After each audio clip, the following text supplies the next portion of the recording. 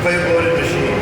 When you come into it, you want to set the seat up somewhere so that your nipples are hovering right over the top of the bench.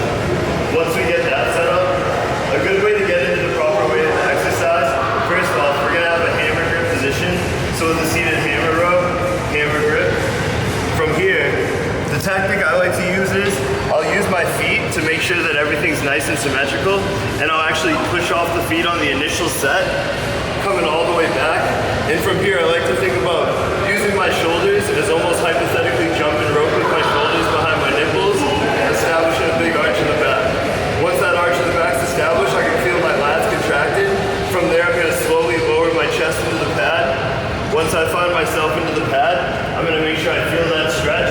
So right from here, without even starting the exercise, I can feel my lat fully engaged. Compressing shoulders down, arching, driving the elbow at a 45-degree angle, squeezing back, bro.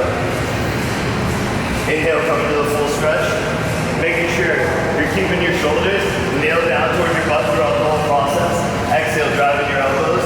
Think about putting them in your back pockets. Inhale,